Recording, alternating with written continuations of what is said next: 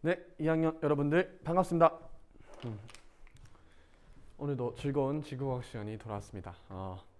지금 시험 기간이고 하니까 진도를 막 그렇게 많이 나가진 않을 거예요. 그런데 진도를 아예 안 나가자니 다음 기말고사 진도 범위와 또 맞춰야 되니까 조금 컴팩트하게 COMPACT 하게 좀 나가볼 생각입니다.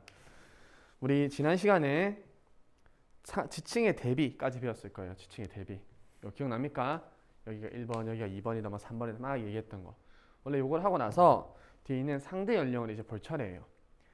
지각의 연령을 나눌 때는 크게 절대 연령 그리고 상대 연령 이렇게 나눌 수 있는데, 상대 연령은 말은 우리 지층의 대비랑 거의 비슷해요. 순서나 생성 시기를 상대적으로만 알 수 있는 거예요. 얘가 얘보다 빨랐다, 얘가 얘보다 먼저 생성됐다, 이런 상대적인 것만 알 수 있지 걔 직접적인 나이는 모른다는 거죠. 예를 들어서 이런 거 있죠. 이런 거죠. 우성 중학교 학생이 있습니다. 그 다음에 우성 고등학교 학생이 있어요. 머리만 좀 더 커졌네요. 그 다음에 선생님이 이렇게 있습니다. 이 사람이 중학교고 고등학교고 선생님이라는 것은 여기 명찰 있죠. 얘는 명찰에 우성중 하고 써 있을 거고, 얘는 명찰에 우성고라고 써 있을 거고, 쌤은 그냥 교사 민병성 이렇게 써 있겠죠. 그러니까 이러한 명찰들을 보고 나서 얘는 중학생이야, 얘는 고등학생이야, 얘는 교사야. 그러니까 교사가 나이가 제일 많고 고등학생이 그 다음이고 중학생이 그 다음이야 라는 것은 알 수 있죠. 상대적으로 누가 더 많고 누가 더 먼저 태어났고는 알 수 있죠. 이런 특징들을 가지고 비교를 통해서. 그러나 얘가 중학교 몇 학년이지, 몇 살이야? 라고 물어보기 전까지는 모르죠. 선생님도 선생님 몇 살입니까? 라고 물어보기 전까지 모르죠. 쌤이 이제 20살인데 물어보면 모르죠. 민증을 보기 전까지 모르죠. 학생증이나 민증을 보기 전까지 모릅니다. 중학생은 민증이 없을 테니까 기타 가족관계 증명서나 주민등록 등본 초본 이런 걸 보기 전까지는 실제적 나이를 모르죠. 며칠을 살았는지 몇 년을 살았는지를 모르죠. 그걸 알 수 있는 방법이 바로 뒤에 나오는 절대 연령인 거예요. 여기 상대 연령 다음에 나오는 절대 연령.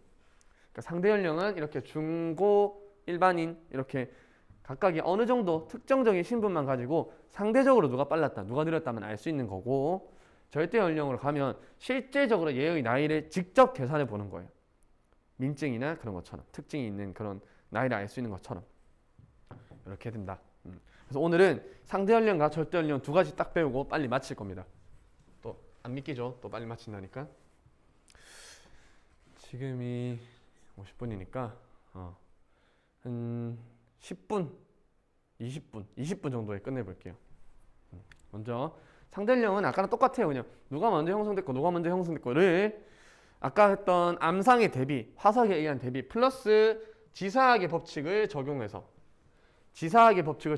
판단하는 거예요. 종합적으로 막 얘가 먼저고 얘가 먼저고 얘가 먼저고 이런 것들을 진짜 어렵게 나오면 되게 헷갈리는데 그런 것들을 일일이 다 보는 과정이다. 뒤에 예시 문제를 쌤이 넣어놨어요. 요거 A 지층부터 I 지층까지 A, B, C, D, E, F, G, H, I까지 지층이 여러 개가 있는데 누가 먼저고 누가 나중에 이거를 나중에 해볼 거예요. 참고로 이 자료는 그 다른 인간 강사의 자료에서 가져왔습니다. 그러니까 선생님이 만들려고 했는데 직접 좀 더 공신력 있는 자료를 학생들이 좋아할 것 같아가지고 불법 복제는 아니죠. 선생님 영리 목적으로 만드는 게 아니니까.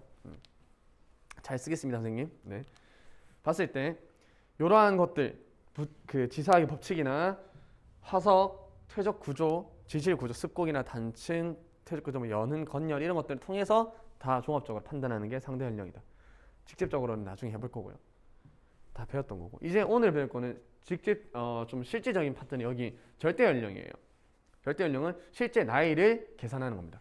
그 나이를 알 수 있게끔 해주는 가장 중요한 요소가 여기 있네요. 방사성 동위원소라는 놈 하나 때문에 우리가 암석의 절대 연령을 실제적으로 계산할 수가 있게 되는 겁니다. 방사성 동위원소는 어떤 거냐면 일반적으로 원소는 원소인데 동위원소죠. 위치는 같은 원소예요. 그러니까 탄소가 있으면 탄소가 이렇게 있다. 탄소 질량 얼마입니까? 원자 번호는 6번이고 질량은 10이죠. 그럼 요 앞에다가 12 이렇게 쓰는 게 정상인데 탄소는 12가 정상적인 거기 때문에 이걸 그냥 생략하는 거예요. 이렇게. 근데 탄소인데 똑같은 탄소인데 성질은 탄소랑 똑같은데 중성자가 두 개가 많아서 14질량을 가지는 탄소도 있어요. 그럼 얘는 질량이 14, 얘는 질량이 12. 둘 다 탄소인데 다르죠, 질량이. 특징이 어떤 특징이 있죠. 얘는 굉장히 불안정하기 때문에 붕괴되면서 방사성을 내뱉어요. 그런 걸 우리가 방사성 동위원소라 부릅니다. 원래 탄소는 12C가 정상인데 중성자가 두 개 많은 14C도 존재한다, 자연계에. 이런 것들을 방사성 동위원소라고 부른다. 특징은 굉장히 불안정하기 때문에 붕괴되면서 방사능을 방출한다. 이 정도만 알고 있으면 될 것 같아요. 쭉 한번 읽어볼게요. 여기는 제가 봤을 때 우리 이 보충교재 개념 완성 중에서 이 파트가 굉장히 자세하고 친절하게 잘 되어 있어요. 아마 이쪽을 전공하셨던 분이 들어갔던 것 같습니다. 작성을 할 때. 볼게요. 방사성 동위원소는 외부 환경과 관계없이 일정한 속도로 붕괴한다. 이 말은 뭐냐면 온도가 증가했을 때 빨리 없어진다거나 압력이 증가했을 때 뭐 천천히 없어진다거나 이런 게 없다는 거죠. 그냥 얘의 고유 특징인 거예요. 붕괴되는 속도가 일정하다라는 게 특징입니다. 그 다음에 모원소와 자원소를 아는 말도 중요합니다. 모원소와 자원소는 엄마 모자랑 자식 자자. 그러니까 엄마랑 자식 이렇게 보면 돼요. 붕괴하는 요 14C가 원래 방사성 동위원소였죠. 얘가 붕괴하는 이 방사성 동위원소를 모원소 엄마 원래 있던 붕괴되어서 생성된 것을 자원소라고 한다. 여기까지만 그냥 과학적 용어 정리입니다. 붕괴되기 전 모원소, 붕괴되고 난 후 자원소, 그 둘을 비교할 수 있다는 거죠. 오케이? 반감기라는 말은 어마어마하게 중요합니다. 반감기는 말 그대로 반으로 감소되는 기간이에요. 반으로 감소되는 시간.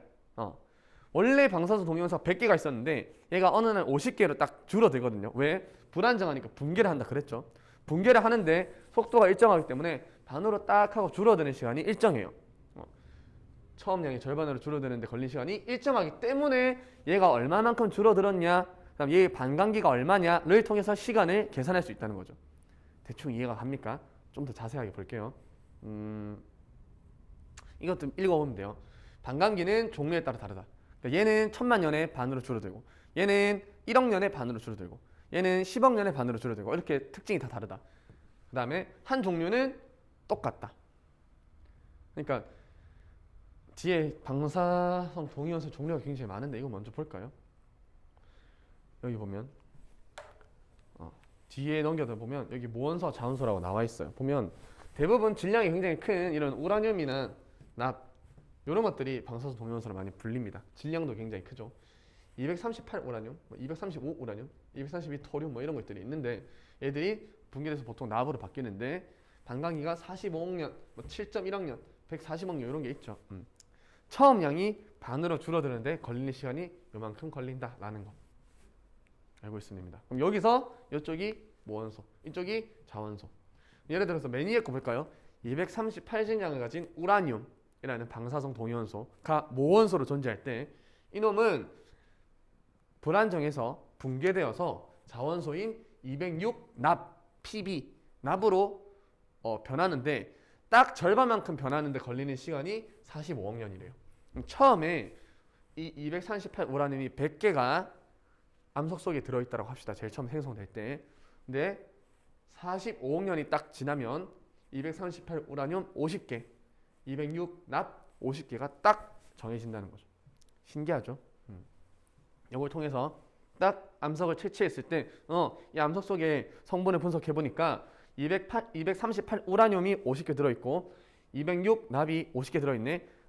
그러면은 원래 있었던 50개의 우라늄이 납으로 변했네. 딱 절반만큼 납으로 변했네. 1대1 비율이 똑같으니까 그러면 이 암석의 나이는 45억 년 전에 생성돼서 지금까지 온 것일 거야. 이렇게 유추가 가능하다는 거죠. 이해됐습니까? 조금 더 앞에서 자세히 한번 더 보고 갈게요. 반감기와 절대 연령 사이의 관계. 아까 했던 말이랑 똑같아요. 모원소 양은 계속 감소하고 반대로 자원소는 증가하겠죠. 왜? 모원소가 붕괴돼서 자원소로 바뀌니까.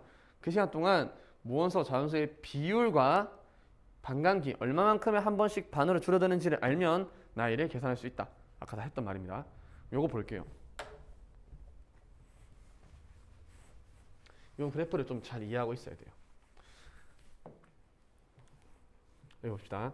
처음에 암석이 딱 생성됐을 때 반감기가 한 번도 안 일어났을 때 모원소, 엄마 원소가 100%로 존재해요. 이해됐습니까? 빨간 색깔 곡선 보는 거예요. 그런데 반감기가 1회가 지났어요. 예를 들어서 반감기를 뭐 1000년이라 합시다. 1000년에 한 번씩 반으로 줄어드는 애가 있다라고 합시다. 그냥 예를 들어서. 그럼 이 친구는 1000년이 딱 지났을 때 반감기가 1회 지났을 때, 즉 1000년이 지났을 때는 모원소가 딱 50%만큼 딱 바뀌는 거죠. 여기 모원소 50% 반으로 줄어들었죠. 그럼 그 반은 붕괴되어서 모원소가 무슨 원소가 된다고? 그렇죠. 자원소가 된다. 여기 자원소 50%딱 이 지점에 오는 거죠. 그런데 놀랍게도 잘 봐요. 하나, 둘, 셋, 넷, 네 개의 좀 더 그릴까? 하나, 둘, 넷, 다, 일곱, 여덟. 8개의 모원소가 원래 파란 색깔로 존재한다 칩시다. 얘가 붕괴되면 빨간 색깔 자원소로 바뀌는 거예요. 1000년의 반감기를 갖고 있다. 그럼 1000년이 지났을 때 동시에 얘들이 뿅, 뿅, 뿅, 뿅 하고 1000년까지는 일정하다가 1000년이 딱 되자마자 팍 하고 변하는 게 아니에요. 이해됐습니까? 서서히 변해갑니다. 그러니까 약 500년 정도 지났을 때는 한 이쯤 이게 상호작용을 통해서 이렇게 되는 거예요. 모원소와 자원소 간의 상호작용을 통해서. 그래서 보면 반감기가 되기 전에 여기 보이죠? 반감기가 1회 있기도 전에 보면 여기 모원소가 이미 자원소로 약 25% 바뀌는 지점이 존재해요. 반감기가 1회 존재하기 전에 미리 모원소가 점점 바뀌어 나가는 거다. 그러니까 생성되고 나서 시작하자마자 하나씩 변하고 있는 상태예요. 나머지는 안 변하고 있고 일부 성질이 급한 애들이 먼저 하나씩 변하기 시작하는 겁니다. 그러다가 딱 1000년이 지났을 때 반감기가 1회 딱 지나면 딱 정확하게 50대 50으로 존재한다. 신기하죠? 이런 걸 발견해냈다는 것도 자연계가 이렇게 흘러간다는 것도 굉장히 신기합니다. 또 됐다. 그럼 다시 2000년이 지났어요. 반감기가 2회 지는 거죠. 1000년에 반씩 줄어든대. 2000년이 됐으면 반 줄어든 거에서 또 반이 줄어드는 거죠. 원래 있던 거에 반만큼 줄어드는 겁니다. 그러니까 이게 아니에요. 1000년이 지났을 때 4개가 변했어. 그럼 1000년에 4개씩 변하는구나. 그 고정이 돼서 2000년이 됐을 때는 다 변하겠네. 요게 아니라 1000년이 지났을 때 4개가 변했어요. 1000년이 지났을 때 4개가 변했다. 2000년이 됐을 때는 이 모원소에서 절반이 다시 변하는 거예요. 이렇게. 이게 반감기예요. 신기하죠? 모원소들끼리 끊임없이 상호작용을 하면서 원래 모원소에서 딱딱 반씩 없어지고 있는 거예요. 반감기가 2회 지나면, 즉 여기서 예시에서는 2000년이 지났을 때는 이런 형태가 된다. 그러면은 전체 8개 중에서 2개가 모원소죠. 4분의 1이네요. 25%. 모원소가 25%, 자원소가 75%. 반감기가 2회 되었을 때. 이해됐습니까? 여기서 또 1000년이 지났어요. 한 번 더 반감기를 거쳤다고 합시다. 그러면은 이 남아있는 모원소에서 절반, 1개만큼이 딱 변하겠죠. 그럼 전체 8개 중에 1개, 12.5%가 모원소, 87.5%가 자원소. 이렇게 되는 거죠. 그럼 모원소의 양은 처음에 1이었다가 100%였다가 쭈르르르르르르 이렇게 감소하는 거고, 반대로 자원소의 양은 처음에 하나도 없었죠. 자원소는. 그러다가 생성되면서 모원소가 붕괴하면서 이렇게 자원소가 증가해 간다. 이해됐습니까? 이게 모원소와 자원소 그리고 반감기를 규정하는 특징이에요. 그럼 잘 봐요. 딱 선생님이 어떤 암석을 딱 했어. 이 암석 속에는 파란 색깔 모원소가 존재하는구나. 이 파란 색깔 모원소는 실험실에서 밝혔을 때, 과학적 사실을 밝혔을 때 반감기가 1000년이라고 했어. 그런데 이 암석 속에 들어있는 빨간색 자원소와 파란색 모원소의 비율을 확인했더니 전체 중에서 4분의 1이 모원소고 4분의 3이 자원소야 라는 것을 선생님이 밝혀냈다고 합시다. 오케이? 그러면 이제 이 암석의 나이를 결정할 수가 있는 거죠. 파란색 모원소가 원래는 100%였는데 4분의 1이 줄었네. 그럼 2분의 1 한번, 다시 또 2분의 1 한번 하니까 4분의 1이 된 거야. 반감기 몇 회? 2회 흘렀구나. 반감기가 2회 흘렀구나. 뭐를 통해서 알아낸 거예요? 모원소와 자원소의 비율을 통해서 알아낸 거죠. 모원소와 자원소의 비율을 확인했더니 모원소가 전체 중에서 25%, 자원소가 75%, 4분의 1과 4분의 3으로 존재한다면 이 수치가 나오려면 반으로 한 번 줄어들고 다시 또 반으로 줄어들면 이런 수치가 나오는구나. 반감기가 2번 지났네. 반감기가 1000년이라는 것을 이미 과학자들이 알고 있죠. 계산해내서. 그럼 이 암석의 나이는 따라서 2000년 된 암석이구나. 2000년살? 2000살로 합시다. 그냥 2000살. 2000살짜리 암석이구나. 이렇게 알 수 있다는 거죠. 이해됐습니까?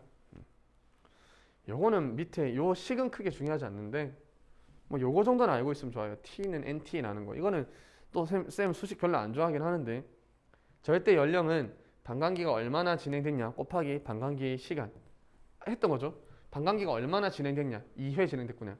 2회 곱하기 반감기 1000년 곱하면 2000 나온다는 거. 할 수 있죠. 이 정도는. 이게 절대 연령이다.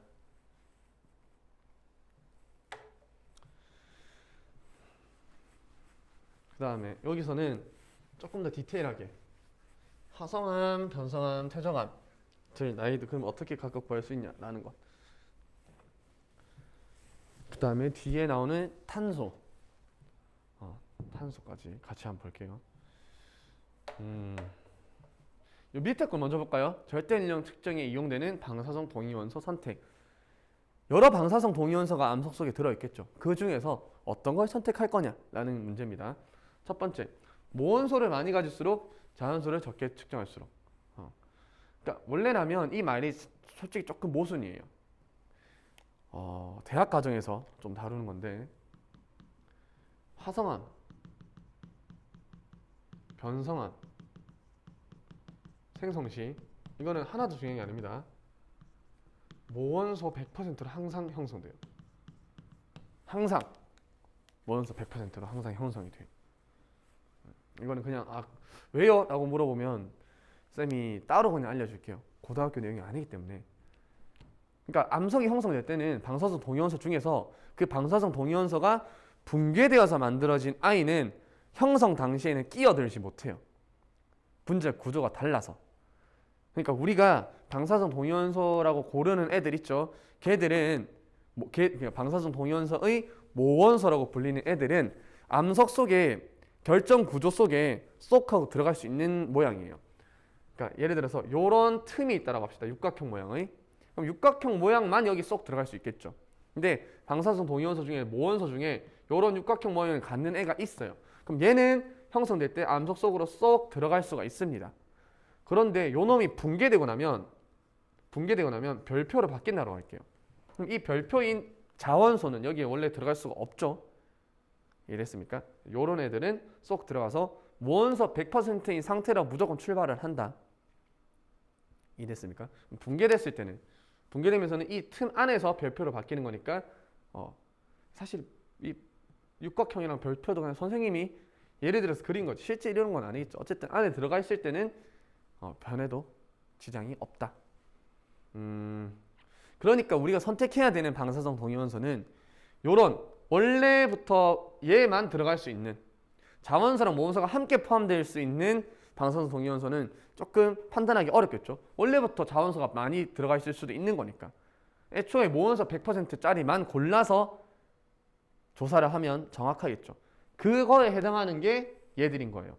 238 우라늄, 235 우라늄, 232 토륨, 칼륨, 루비듐, 탄소 이런 애들은 암석이 형성될 때 이러한 틈 속에 얘만 모원소만 쏙 들어갈 수 있는 내부 결정 구조를 갖고 있기 때문에 그런 놈들을 방사성 동위원소, 모원소에 선택을 하는 겁니다. 이해됐죠? 붕괴된 얘까지 쏙 들어갈 수 있는 모원소는 잘 고르지 않는다. 그런 놈도 존재는 하나. 대표적인 것들만 고른다라는 것. 쭉 읽어볼게요. 그래서 모원소를 많이 갈수록 자원소를 적게 가질수록 유리하다. 기항이면 모원소 100%가 더 좋다. 모원소의 반감기가 너무 길면 이것도 중요하죠. 모원소의 반감기가 너무 길어. 앞에 예를 들어볼까요? 뒤에 반감기가 470억 년이야. 이 루비듐이라는 애는 스트론튬으로 변하는데 반감기가 470억 년이랍니다. 근데 암석은 태어난 지 고작 1억 년밖에 안 됐어요. 그럼 반감기가 1회도 안 거친 거죠. 1회가 뭐야? 47분의 1도 안 거친 거죠. 굉장히 작겠죠. 얼마나 안 변했을 거라고요. 그렇게 반감기가 너무 길면 암석의 나이에 비해서 너무 길면 분기한 양이 너무 적고 반대로 암석이 나이가 엄청 많은데 반감기가 너무 짧아요. 엄청 많이 바뀌었겠죠. 거의 다 자원수일 거란 말이야. 절대온 측정하기가 어렵다. 자, 3번 조금 중요합니다. 잘 들어봐요. 오래된 암석의 절대 연령은 반감기가 긴 놈을 고르고 최근에 생성된 거는 반감기가 짧은 것. 그러니까 유물 같은 것들은 좀 최근에 됐겠죠. 또 정확히 알면 또 좋으니까 이런 것들은 반감기가 짧은 걸 고른다. 이것보다 더 짧은 애들은 방사성 탄소를 이용해서 구한다. 까지 오늘 수업 시간 내용이에요. 지금 몇 분 지났지? 20분 정도? 한 5분 정도 더 해볼게요. 앞에 요거까지만 해야 될 것 같네. 탄소는 못 하겠네 또. 맨날 분량 조절 실패하죠. 어려운 내용이니까 좀 깊게 하다 보니까 또 말이 길어져가지고 볼게요. 화성암과 변성암은 아까 쌤이 말했던 거랑 똑같아요. 암석이 형성될 당시에 모원서가 쏙 하고 들어가는 거니까 광물이 정출되어 생성된 시기 그 자체를 알 수 있어요. 원래 마그마의 상태에서는 막 방사성 동위원소가 이렇게 퍼져 있다가 암석이 형성될 때는 일부 특정한 방사성 동위원소의 모원소만 쏙 들어오게 된다는 거죠. 그러면 그러고 나서 서서히 굳고 난 뒤에 그놈은 그 상태로 쭉 유지가 되니까 이제 비로소 반감기를 정확하게 측정할 수가 있고 그 측정한 나이는 암석 생성 당시의 나이가 그대로 되는 거죠. 그래서 화성암이 가장 나이를 정확하게 구할 수가 있어요. 마그마가 굳어서 암석이 된 순간에 모논수 100%가 딱 고정되기 때문에 그게 곧 암석의 생성 시기랑 동일하기 때문에. 이해됐죠? 반대로 변성암은 아까는 똑같아요. 그 결정 속으로 쏙 들어가는 건 똑같은데 얘는 기존의 암석이 변성이 되는 거죠. 얘는 변성작용이 일어난 시기만 알 수가 있어요. 변성작용 중에서도 재결정작용이라고 적혀있는데 재결정작용은 변성작용 중에서도 조금 고온, 고압, 온도와 압력이 엄청나게 높은 상태에서 진행되는 변성작용이라고 보면 돼요. 그러니까 기존 결정들이 우리 이런 기억나죠? 화성암이 형성될 때 너 석영이니? 너도 일로 와. 응, 너도 석영이니? 일로 와. 합쳐지는 거. 그게 조직을 형성한다 그랬죠. 심성암에서는 천천히 식으니까 결정이 크게 성장할 수 있었고 화산암에서는 너 하다 굳어버린다 그랬죠. 그래서 결정이 작게 형성된다. 그 상태에서 재결정작용이란 말은 이 암석이 기존에 생성되어 있던 암석이 온도와 압력이 엄청 높아져서 초기 마그마 조건과 굉장히 비슷해지는 거예요. 녹진 않는데 거의 부분 용융이 일어났다라고 봐도 무방해요. 그 상태에서 다시 굳기 때문에 결정화 작용이 다시 일어난다라고 해서 재결정 작용인 거예요. 이렇게 되면 암석이 같은 것끼리 쭉쭉쭉 모이기 때문에 뭐 변성암에서 볼 수 있는 조직들이 보인다. 이런 것들은 G2에서 배우는 내용이니까 다루진 않을게요. 다시 이런 재결정 작용이 일어나는 순간에는 아까 말했던 그러한 모원소들이 결정 구조 속으로 쏙 하고 들어갈 수 있으니까 변성암은 재결정 작용이 일어난 시기를 알 수 있는 거죠. 기존 암석의 나이는 잘 모르지만 이 암석이 생성되고 나서 시간이 지나서 변성작용을 받았을 때 당시의 나이를 알 수 있다는 거죠. 이해됐습니까? 마지막으로 퇴적암은 조금 구하기 어려워요. 퇴적암은 기존 암석들이 막 깎이고 떼굴떼굴 굴러서 만들어져 형성된 거죠. 이런 게 있는 거죠. 여기 그림을 그려볼까요? 네모 세모 별표 이게 퇴적물들이라고 합시다. 퇴적물들 하나의 암석에서 공급된 거겠죠. 이렇게 하나의 암석, 이렇게 하나의 암석이 있을 때 얘는 3억 살, 얘 2억 살, 얘 1억 살짜리 화성암이라고 합시다. 화성암의 나이는 정확하게 측정을 할 수 있으니까 요놈들이 통합 침식을 받아서 요런 알갱이들이 모이는 거죠. 네모 하나, 세모 하나, 별표 하나 해서 퇴적암이 형성됐어요. 이러한 퇴적암이 형성되었을 때 이 퇴적암에 딴 건 몰라도 얘 나이가 3억 살인 건 알죠. 얘 나이가 2억 살인 건 알아요. 얘 나이가 1억 살인 건 알아요. 근데 퇴적암 전체적으로 나이는 알 수가 없어요. 기존 암석들의 암편들로 이루어져 있기 때문에. 그럼 이렇게 유추를 할 수 있는 거죠. 이 퇴적암 내에 생성되어 존재하는 퇴적물들의 나이를 계산해 봤더니 1억 살짜리 화성암도 존재를 하네. 그럼 얘는 1억 살짜리 화성암이 만들어지고 나서 깎이고 깎여서 얘한테 들어오기까지 시간이 존재해야 되니까 최소 이 퇴적암은 1억 살보다는 어리다라는 것만 유추할 수 있어요. 즉 나이의 최고 상한선을 알 수 있다는 거죠. 고등학교 교복을 입고 있어. 얘는 고3보다는 20살보다는 어릴 거야. 요 정도 유추만 가능하다는 거죠. 퇴적함에서는. 이해됐습니까? 그러니까 17살, 18살, 19살 중에 하나일 거야. 난 것만 유추가 가능하다는 거죠. 퇴적함에서는. 절대는 정확히 측정하기 어렵다. 이렇게 상한선만 구할 수 있다. 따라서 하소함이나 변성함의 절대 연령을 측정해내서 생성 순서를 비교할 수 있다. 이런 것들의 생성 순서를 비교할 수 있다. 아니면 얘가 위에 또 위아래 뭐가 있을 때 얘 나이 정확하게 알고 있고 얘 나이 정확하게 알고 있으면 얘는 얘와 얘 사이에 있다. 이렇게 조금 더 유추할 수도 있겠죠. 지사학 법칙을 통해서 이런 내용이 되겠습니다. 다음 시간에 방사성 탄소를 이용한 절대 연령 측정을 할 건데 요거 하나랑 요거 한 문제 풀어보고 요거 같이 할 거예요. 다음 시간에. 요거 숙제를 내줄까? 숙제를 내줄까요? 숙제 다음 숙제 안 내줄게요. 시간 조금 있으니까 다음 시간에 요 방사선 탄소 설명 간단하게 하고 요 문제 한 문제 같이 풀어보고, 그러니까 이거는 학생들 어려할까 봐 그냥 풀어주는 거예요. 그 다음에 요거 쌤이랑 같이 한번 해보고 수업 마치고 그 다음 시간에 고기의 연구방법 딱 진도 나가면 될 것 같습니다. 네, 오늘 수업 여기까지고요. 또 오늘도 길게 찍었는데 그래도 시험 기간에 조금 방해받지 않도록 최대한 짧게 다음 시간에 또 찍어볼 거니까 강의 꼭 끝까지 들어주고요. 못해도 그 중간고사 마치고는 꼭 들어주세요. 알겠죠?